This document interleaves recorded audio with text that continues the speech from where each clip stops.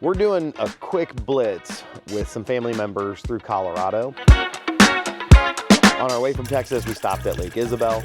We don't have much video from there because we were camping with family and we didn't want to kind of get distracted from that.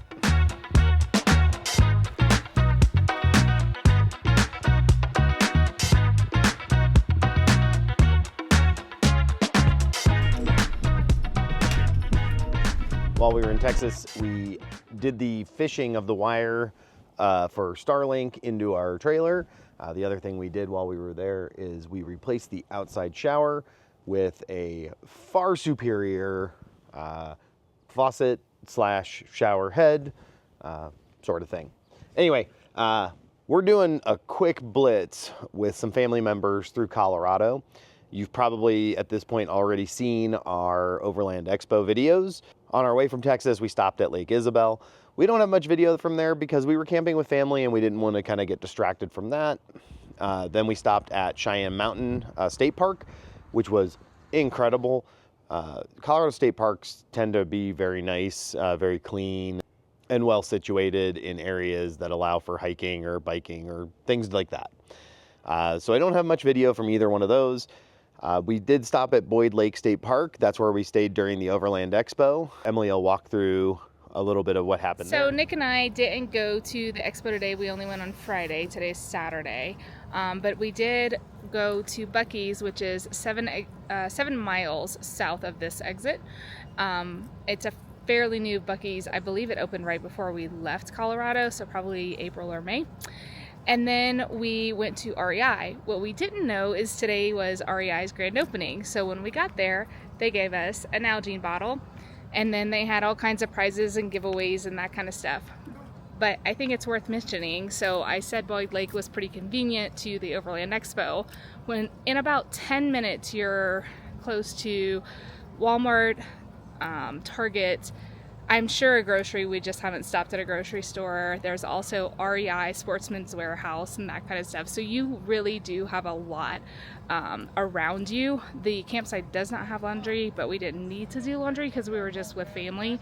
But it is, a smaller town, but very, very conveniently located. The state park is at least very conveniently located to town. So a lot of things to do.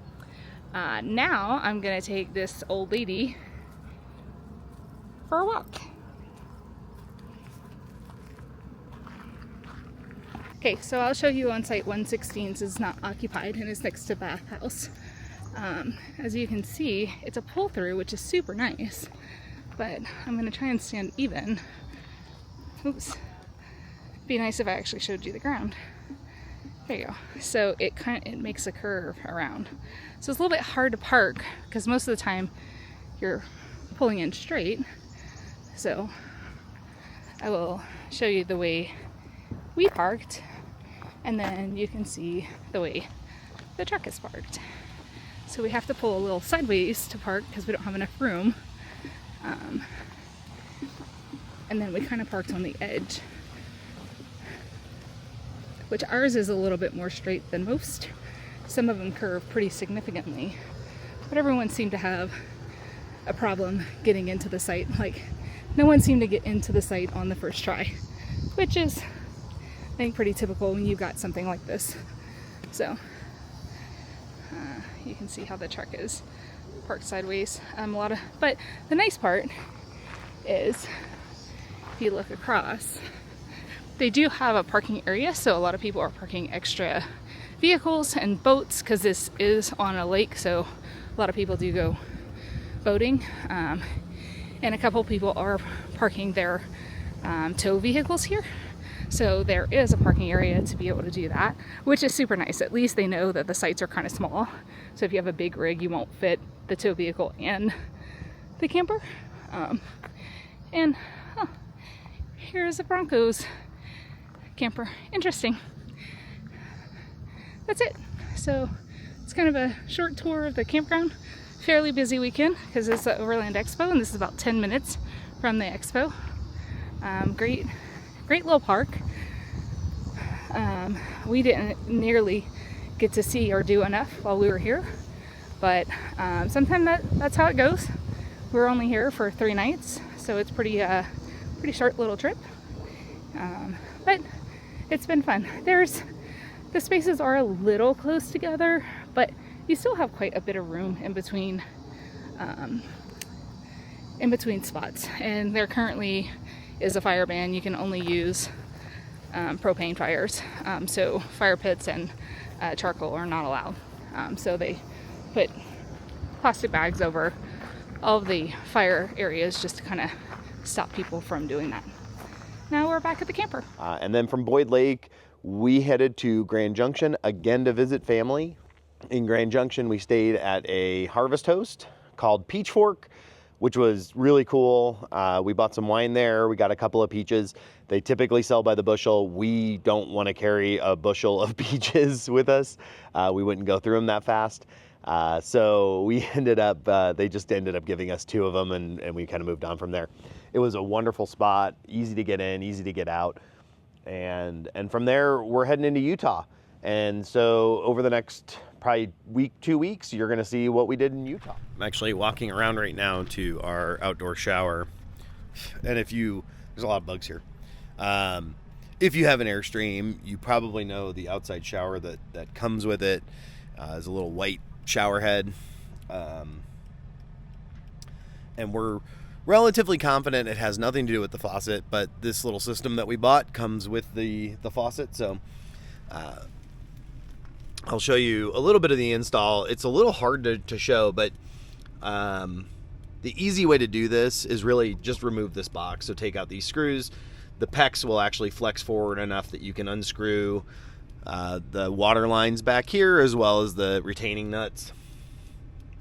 And then you put it back in, basically do the same thing in reverse. We didn't know that up front, and so we were reaching back in the mechanical room trying to get everything done. Anyway, it worked out, and we've got this all installed. But if you're familiar with that outside faucet that Airstream puts in, it's weak. It does very, very little to actually push water at all. And I'm just going to turn on the cold water for a second here and show you how this one does. So that's our current stream here. And what's nice about this one, down for a second. So what's nice about this is it's like a kind of a steel line. We're not going to kink it or anything like that. But there's control on this little nozzle here. So it's on right now, and I can basically do like a spray like that. I can do a heavier spray, a lighter spray. And we can use hot water. One of the best features we found for this so far is filling our fresh water tank. So we used to hook up basically to our filter and run it in basically with a hose. Didn't occur to me until we had this and had a high flow that we can actually stick this into our fresh water and it's run through all of our filters and everything, and I don't have to disconnect or move anything around. So this has been a huge help for us. It's the most use I've gotten out of an outdoor shower since we've had our Airstream. Going through the Eisenhower Tunnel, and it's not stressful at all. This guy looks like he's about to hit every sign.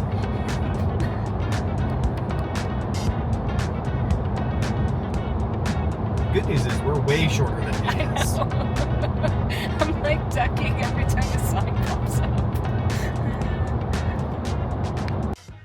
Thanks for watching. Stick with us next week to see our first stop in Utah.